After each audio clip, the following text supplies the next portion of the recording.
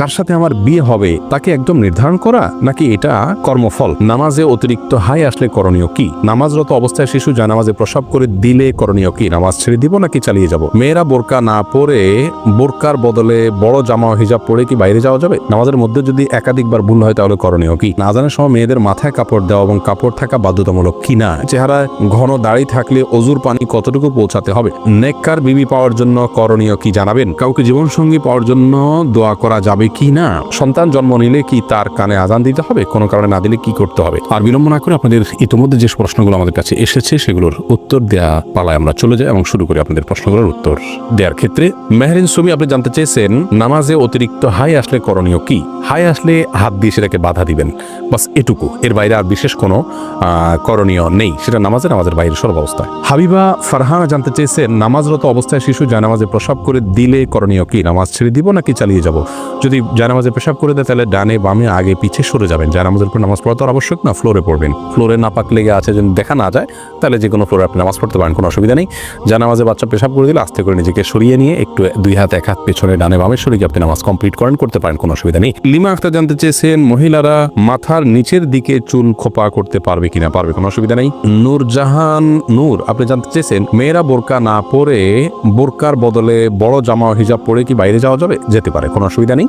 বোরকাই পড়তে হবে এমন কোনো কথা নেই, তার শরীরের সৌন্দর্যকে ঢাকতে হবে, অলংকার ইত্যাদিকে ঢাকতে হবে একটা কাপড় দিয়ে, তবে সেই কাপড়টাও যাতে আবার দৃষ্টি আকর্ষণকারী না হয় সেদিকটা খেয়াল করতে হবে।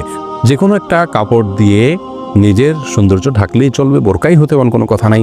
জামা যদি হয় তাহলে সেই জামাটা যেন খুব বেশি চাকচিক্যপূর্ণ না হয় সেদিকটা খেয়াল রাখতে হবে এবং যথাসম্ভব পুরো শরীর যাতে ঢাকে সেরকম পোশাক পরতে হবে। নামাজের মধ্যে যদি একাধিকবার ভুল হয় তাহলে করণীয় কি? ভাই সায়েম, দেখতে হবে যে আপনার নামাজে ভুলটা কি ধরনের হয়েছে। যদি ফরজ ছুটে যায় তাহলে একবারও যদি ছুটে যায় তাহলে নামাজ ওইটা আবার পড়তে হবে আপনাকে। আর যদি ওয়াজিব ছুটে যায় তাহলে একবারের বেশি দুইবার তিনবারও যদি ওয়াজিব ছুটে, তিনটা ওয়াজিব যদি ছুটে যায় শেষে একটা সিজদা দিলে হয়ে যাবে। আর যদি সুন্নাত বা নফল ছুটে তাহলে একাধিক ছুটলেও নামাজ হয়ে যাবে, যদিও তার মান কমে যাবে। ধ্রুব তারা এআইডি থেকে আপনি জানতে চেয়েছেন আজানের সময় মেয়েদের মাথায় কাপড় দেওয়া এবং কাপড় থাকা বাধ্যতামূলক কিনা? এ বিষয়ে আমাদের একটা ভিডিও আছে, আপনি দেখে নিতে পারবেন। আজানের সময় মেয়েদের কাপড় দেওয়া মাথায় এটা আবশ্যক কিনা? উত্তর হলো না, আজানের সাথে মাথায় কাপড় দেওয়ার কোনো সম্পর্ক নেই। বাসা বাড়িতে যে সমস্ত মা বোনরা আছেন কিংবা পথে ঘাটে আছেন, মসজিদের সামনে দিয়ে যাচ্ছেন, আজান আওয়াজ শুনছে, ওইটাই মাথায় কাপড় টেনে দিতে হবে, এমন কোনো বাধ্যবাধকতা নেই। তবে যদি তিনি বাইরে অন্য পুরুষে থাকেন তাহলে সর্বাবস্থায় তাকে মাথায় কাপড় টেনে নেওয়া উচিত, আজান দেওয়া অবস্থায়ও আজান না দিলেও।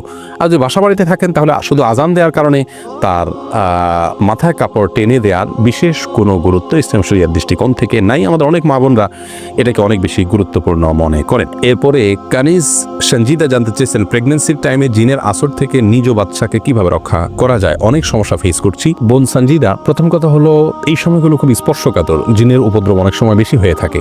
আপনাকে আমরা পরামর্শ দিব আপনার বাসা থেকে হারামের কোনো লেশ থাকলে সেগুলোকে আপনি বের করে ফেলুন। ধরুন টেলিভিশনে আপনি হারাম কোনো জিনিস দেখেন বা আপনার পরিবারে কেউ দেখেন, টোটালি বন্ধ করে ফেলুন। বাসায় ছবিযুক্ত কোনো কাগজ ঠোঙ্গা বা কোনো ছবি ঝুলানো টুলানো যে কোনোভাবে প্রদর্শিত থাকলে সেগুলোকে ড্রয়ার ইত্যাদিতে ভরে ফেলুন বা বাইরে ফেলে দিন। তৃতীয়ত, আপনার ঘরে ঢোকার সময় প্রত্যেকটা সদস্য যতজন বাসায় আসবে বাধ্য করুন সালাম দিয়ে বিসমিল্লাহ পড়ে বাসায় ঢুকতে এবং বের হওয়ার সময় বিসমিল্লাহ পড়ে বের হতে। প্রত্যেকটা জিনিস খাওয়ার সময় বিসমিল্লাহ পড়ে খাবেন, শোয়ার সময় ওযু করে এবং ঘুমের দোয়া পড়ে শোবেন, সকাল সন্ধ্যা দোয়া পড়বেন।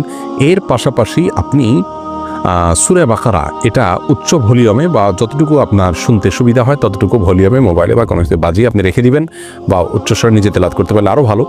আর রুকিয়া অ্যাপ আছে, অনেক রুকিয়ার অ্যাপ আছে যেগুলোতে শুধু কোরআন হাদিসের দোয়া এবং আয়াত আছে শুধুমাত্র, সেগুলোকে চালিয়ে রাখতে পারেন বাসা বাড়িতে, ইনশাআল্লাহ বিদিনিল্লাহ উপদ্রব অনেকখানি কমে যাবে। তাওহিদ আয়েশা আপনি জানতে চেয়েছেন বেনামাজি ব্যক্তির হাতের রান্না খাওয়া কি অনুচিত?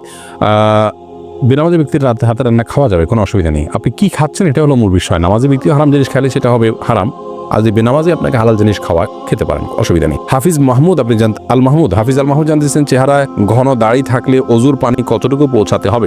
চেহারা যদি ঘন পানি থাকে, এই দাড়ি থাকে, তাহলে আপনার দাড়ির গোড়া পর্যন্ত পানি পৌঁছানো যদি অসম্ভব হয়